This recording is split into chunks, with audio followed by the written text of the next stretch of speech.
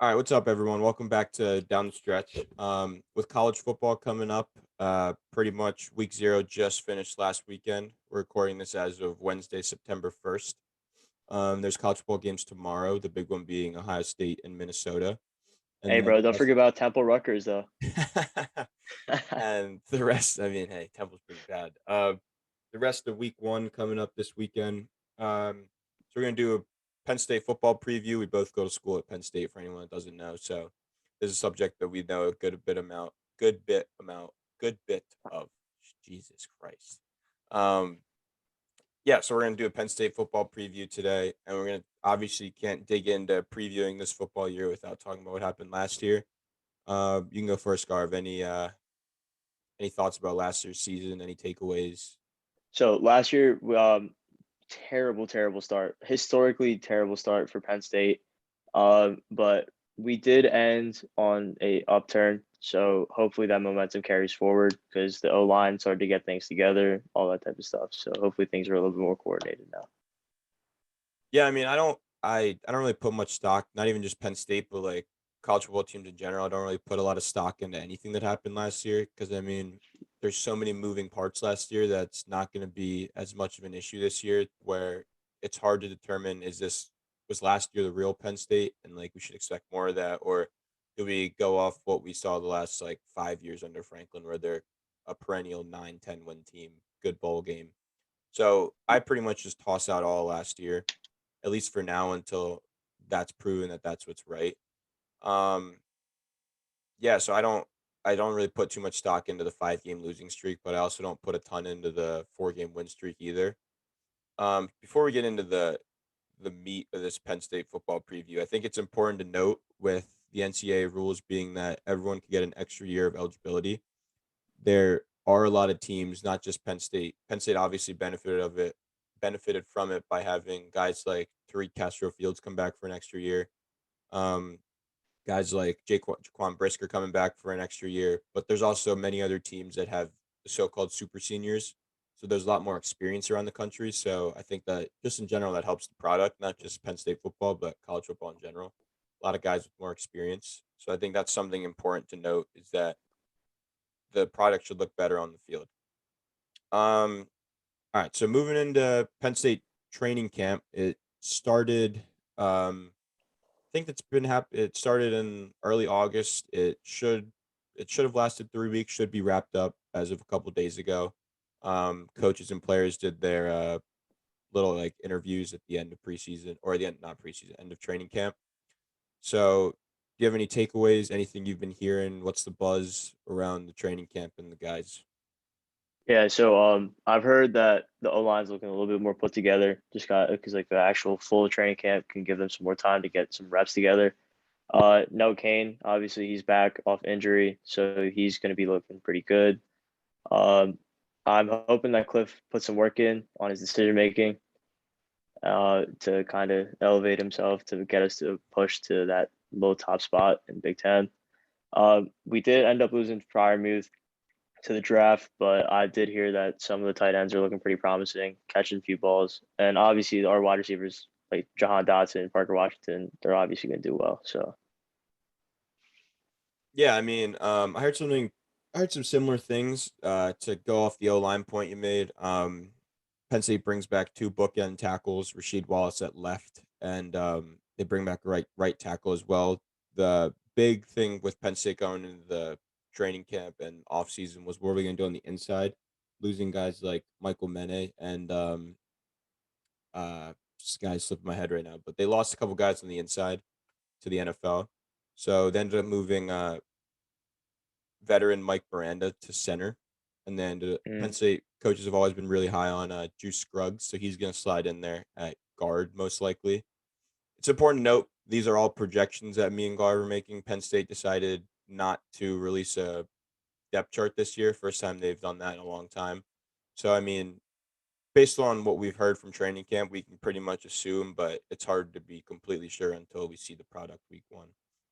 But yeah, Juice Scruggs at one of the guards, and then Penn State did a pretty good job in the transfer portal, which I'm sure we'll touch on some of the other guys later. But they brought in Eric Wilson at inside to play in the guard area as well.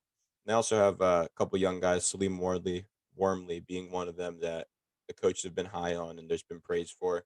So the offensive line looks a lot more experienced and polished. That's what we've been hearing from training camp, as you mentioned. And the biggest thing is the receivers have been looking pretty good. I mean, everyone's been pretty high on Jahan Dotson, of course, for good reason.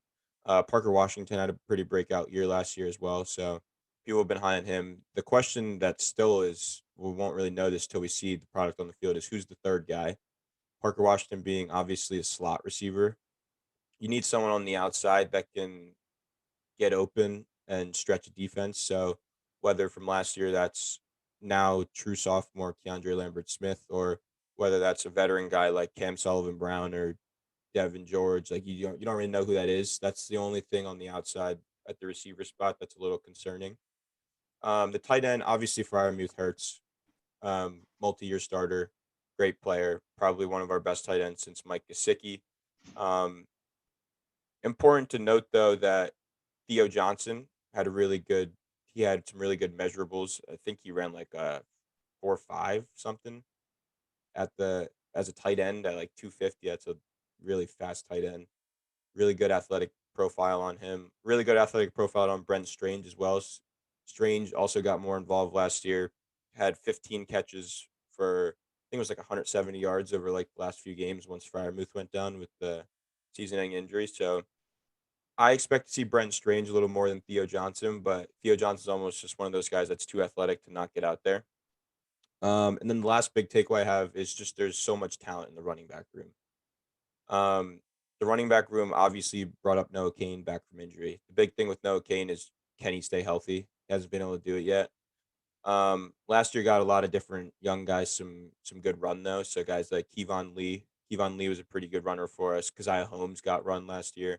They also Devin bring Ford. in yeah, Devin Ford. They also bring in Baylor transfer John Lovett, who is a change of pace back for them too. Um, so that's it. Like, there's a lot of talented running backs, and the interesting thing to see will be how they balance those touches. Because I don't know if there's enough touches to go around for everyone to get involved. So curious to see what they'll do there. Do you have any predictions on what you think they're going to do with the running backs? I think they're pretty smart with the way that they handle it because they put a lot of stock into the running back group this year. With especially with all the injuries and everything, they have a lot of insurance in case anyone does go down. So and these running backs end up getting beat up over the season, so it could help to interchange a few. Devin Ford keep on lead. They played pretty well. I'm hoping that No Kane and Lovett can be a little bit more of a 1-2 punch, get us some explosive yards out of the backfield, and that'll just open up the rest of the offense. So I'm just hoping that the coaches know, like obviously the coaches know what they're doing, but I think they're smart in the way that they handled it. But I hope that no one ends up transferring just because of this. Yeah, I mean that's obviously when college football. That's the biggest thing is when you got a lot of mouths to feed. It's just if someone doesn't get run, are they just gonna bounce out of there? That's the Yeah, biggest concern. I mean, last thing we should touch on here, probably in the training camp part of this, is new offensive coordinator. Last year they had a new offensive coordinator too. Obviously difficult to really install plays and get the offense moving over Zoom. Um, Last year's offensive coordinator was Kirk Soraka. We can both agree it looked a little stale at times. It wasn't. I mean, there was a lot of quarterback draws, a lot of running, like just a lot of yeah. repetitive plays, just like pounded up the gut. Not a lot of like creativity, tempo, things that can keep a defense off balance. And Penn State this year let go of Kirk Soraka and brought in Coach Mike Yorkich from Texas. Coach Yorkich has from what I've been seeing and from what I saw of him at Texas, watching some of the tape, he has a really dynamic offense, pretty explosive, a lot of moving parts here and there, pretty up tempo, all things that can benefit with from that young guys can benefit from. Because if you look on the outside, besides like Dotson, pretty young receiver room, a lot of young guys in the backfield, even though there's some experienced guys. With an experienced quarterback like Clifford, if he can like learn, if he can not learn, but if he can control the pace of the game better, um, I think the up tempo could keep some of these defenses in the Big Ten off their like on their heels, which is that's what we want. So I I think think especially with that because Cliff is more of a dual threat quarterback. So by pushing the pace a little bit and increasing the tempo, it gives him a little bit more free range and Yeah. puts him more in his comfort zone. Yeah, I mean, so I don't I've been hearing good things about Yorkich and Clifford, and they seems to be coming together. After I upload this episode, there will be another episode with equipment manager Garrett Core where we'll dig into some of the stuff that he's been seeing because he's with them every day. So that'll be another episode that'll be up before the first Penn State football game for anyone watching. Be sure to check that one out too. Yeah, so I mean, I've heard good things about Mike Yurkich. I think I'm curious to see how the offense will work because he's worked with a lot of quarterbacks that are like Sean Clifford at his time at Texas, particularly Sam Ellinger. Pretty comparable skill set there. I do think that Yurkich is a better fit to bring out the best in him rather than Soraka. I think his offense, the spread, like the verticals offense. Clifford throws a pretty good deep ball. I think just small things like that fit.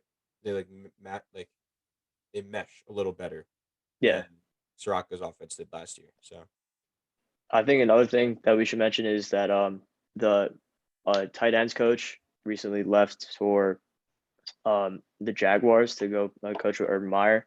So we ended up promoting someone already in the organization, Ty Howell, to tight ends. A lot of apparently Franklin has a lot of faith in him, so we'll see how he does. I mean, he inherits a pretty talented tight end room. So Yeah, all right, moving into breakout players. So we just talked about training camp.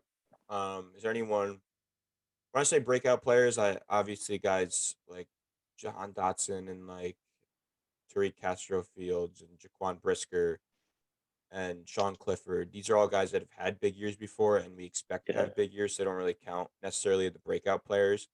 I mean more guys that like maybe didn't get a ton of burn last year, but they're expected to play big roles, or guys you think that could just be playmakers in spot situations. So anyone you got? So I'm thinking like as a whole, I'm not predicting. I'm hoping that the linebackers have more of a breakout year in general, just to stop the run and get some more creativity and pass rushes and all that. Because especially because Michael Parsons being gone gave us a lot of just a little bit blank space in that middle of the field. And then I think that Keandre Lambert Smith, I'm hoping he can be like stepping up into a good third option that he can just run and go route down the field, get open. Yeah, I mean, so yeah, just touch on the linebacker room. The one guy I wasn't really looking at the whole linebacker room. The one guy I have pegged for a breakout. He kind of broke out last year. Brandon Smith. Yeah. Brandon Smith moves from more of the he moves from the linebacker role where he has to kind of be in coverage more often to more of the around the line of scrimmage. For any Penn State football fans, think Michael Parsons 2019, similar role, similar athletic profiles between them. Brandon Smith, super talented, super athletic. Um, Used to be raw. I think he's pretty refined player at this point. At least last year he showed that he can do a lot of different things. So I expect him to be our big breakout guy, kind of be that guy that is like not necessarily like the leader of the linebacker room because obviously that's the guy who's the Mike linebacker, but the guy who's going to make the plays in the second level of that defense. And then I have a similar guy that you picked out, Keandre Lambert Smith. I mean, last year he came into the year as the number 3 option. Yeah. Obviously had some issues with drops and consistency, which isn't uncommon for a freshman. But I think with a new with an offense coordinator like Kirk Soraka who loves to throw the ball deep, um, and Keandre Lambert Smith being a pretty good deep threat, I think that'll benefit him. And they've been saying a lot of good things about how his confidence has been going up towards the end of camp here. Mm. So I think he could be a good field stretcher and help clear things up in the flats and like the middle of the field for guys like Parker Washington, Brent Strange, and Theo Johnson. And my last breakout candidate, not a very glamorous, sexy position, but I think it's going to be on the defensive line. This might be kind of cheating here, but I think Arnold Ebiketie will be huge. The Temple transfer, Yeah. um, especially with Adisa Isaac, one of the guys Penn State was super high on going down with an injury. I think that puts a lot of pressure, but puts a lot of opportunity in the hands of Arnold Ebiketie to come over from Temple. Pretty much, at obviously no real depth chart to know, but he's going to start. He's going to play a lot of meaningful snaps for us. So I think he was really good at Temple, and I think he put on 15 pounds. If I read that, I'm pretty sure. Yeah, I read that he put on 15 pounds. He's adjusting to the Big Ten, and so I think he'll have a big year. I think he'll lead that defensive line, and I think he's my big breakout guy on that D line because someone's got to step up there because Penn State is at their best when they can rush the passer. Yeah, so going off that, I think I read somewhere that Penn State ended up losing like 5 D linemen last year after Yeah, the they season. lost Shaka Tony to the draft. They lost Jason Elway to the draft.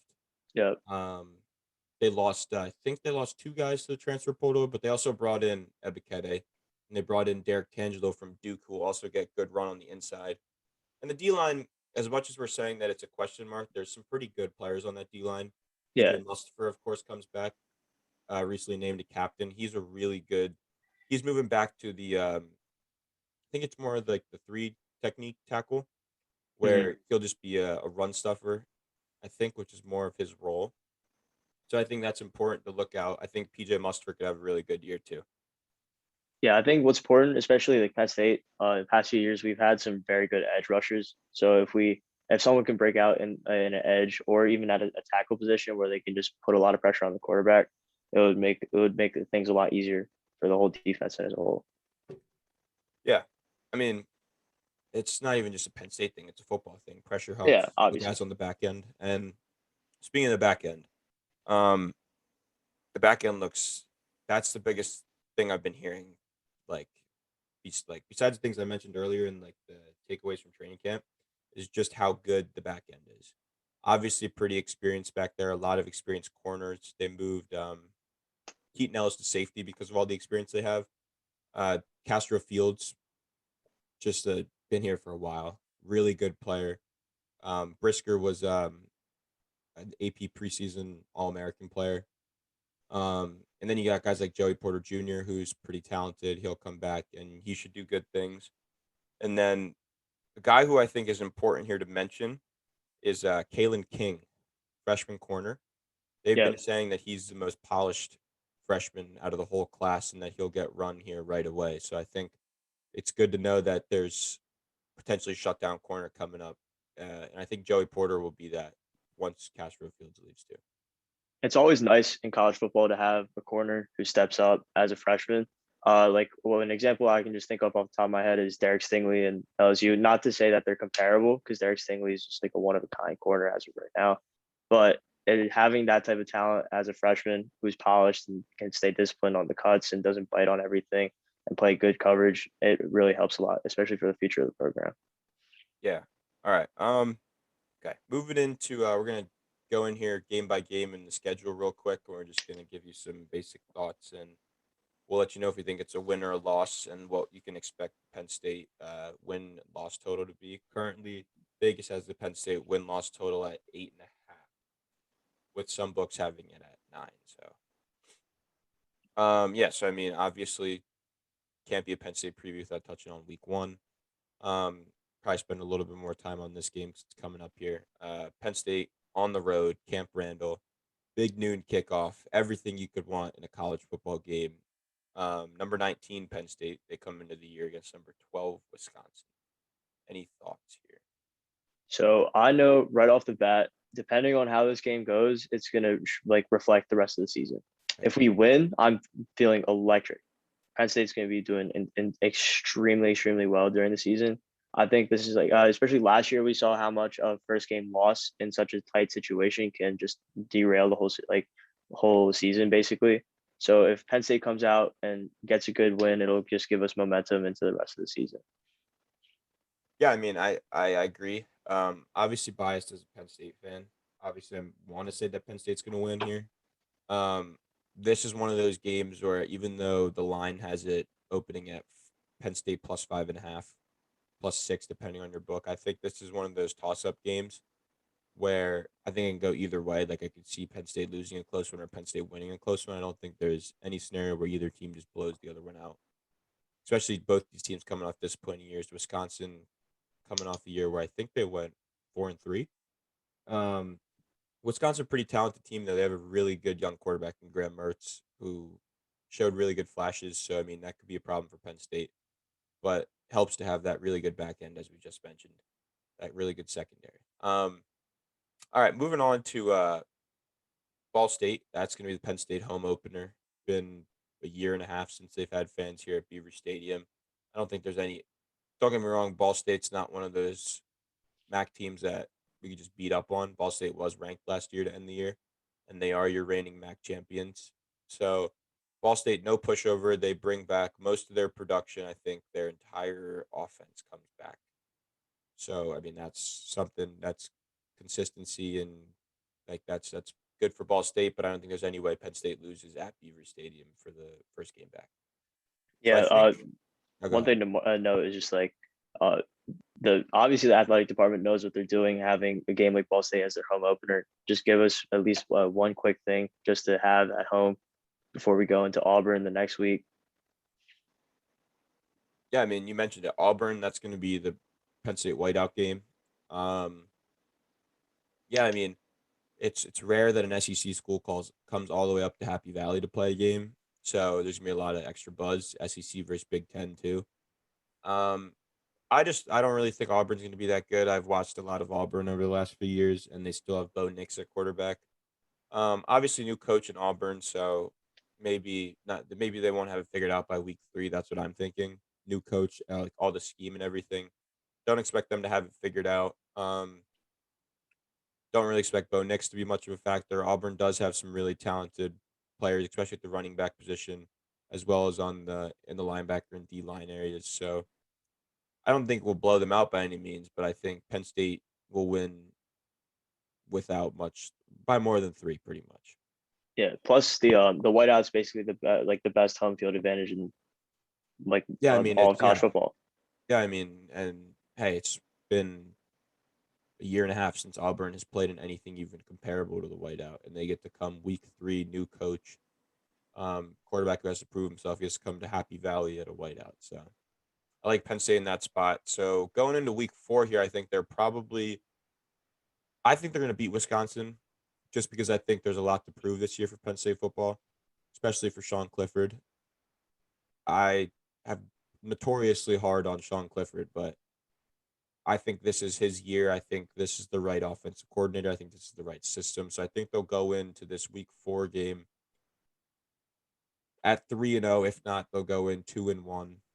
And I mean, they play Villanova week 4 at home. We're just going to keep it moving here. Nothing really to talk about there against Villanova.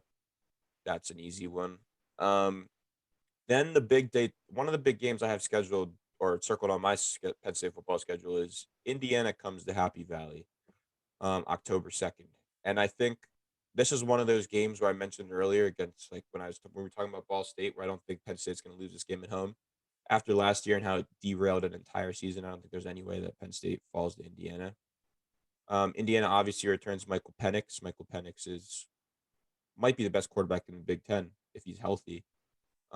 Indiana also comes back with Ty Freifogel at wide receiver, another really good target. Indiana also lost number 1 target Walt Fillier though, and the Indiana defense should be a little better, but the Penn State offense should be a lot better if Sean Clifford and the rest of the guys can really execute what Mike Yorkich's system's all about. Um, yeah. So I mean, any thoughts there? Do you want to?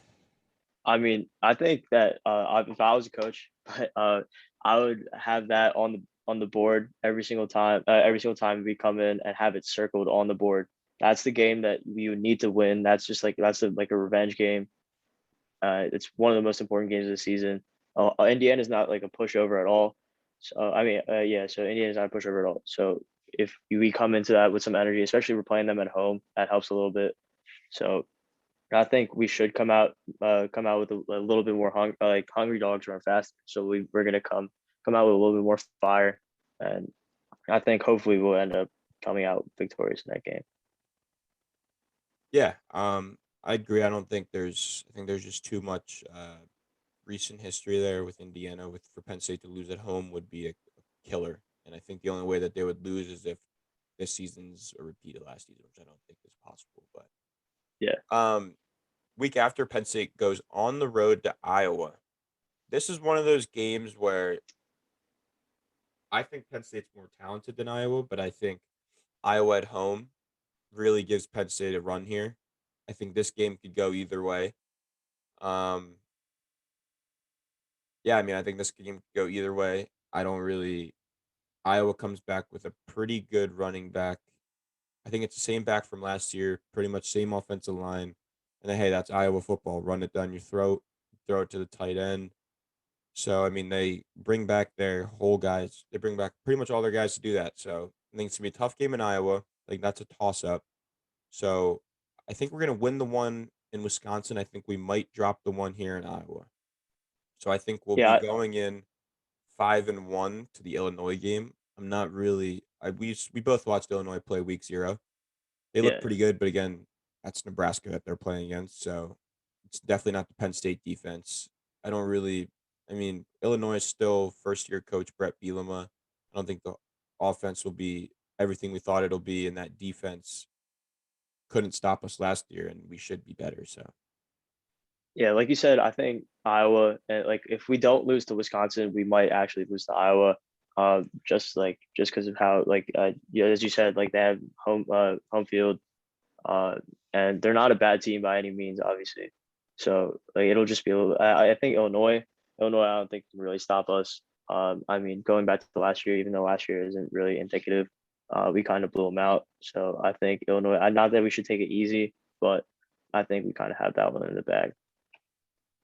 yeah, okay. So I mean, obviously the next game here, October 30th, the big one here in Columbus. It's Penn State travels to Columbus, play Ohio State. We will get to this. I'll actually save my take here um, later for the bold predictions category. So if you have anything to say here, we'll come back and touch on this game in particular later. Yeah. So Ohio State. This is the game that everyone wants to see. Uh, like Penn State, Ohio State. One of the best rivalries in college football. I think we can give Ohio State a run for their money. They don't got Justin Fields anymore, but Justin Fields is obviously a very good NFL talent. And I mean, even though they do have some weapons, is Chris Olave still coming back at wide receiver?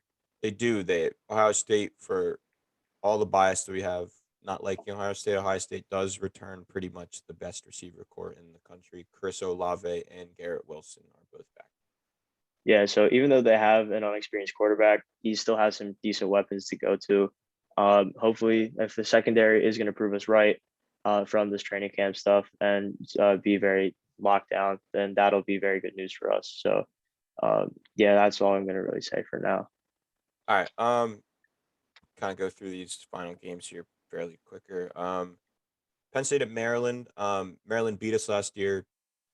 Was up 21-0 after the first quarter against us. I don't think I obviously I'm not putting a lot of stock into last year. I think Maryland should be a little better. Um, they've recruited a little better over the last couple of years. They have a pretty decent quarterback, Tualia Tagovailoa. I think that's Tua's younger brother. Yeah. But yeah, I think he's a pretty good, exciting quarterback. But I think at this point in the schedule, Penn State. I'm going to obviously skip over the Ohio State game, but um, we said Penn State's going to be 6-1 minus the Ohio State game coming in here. So I think this is a team that's going to have momentum. So I don't think we're going to lose to Maryland, especially when the winning these games can put us in a good spot for a bowl game or potentially a Big Ten championship, which we'll get to later. But Yeah. Like also about Maryland, as long as we just stay disciplined on those goddamn slant routes, we'll be fine. Because yeah, those are the things that's what they just killed us with last year. So yeah. I mean, another big game here. This would have been probably the whiteout if Auburn wasn't coming to town. Michigan comes to Penn State on November 13th. I mean, I'm not really a believer in Michigan. I don't think Michigan has really been relevant for the last 5 years, 7 years. I think, are the most overrated college football program in the country right now.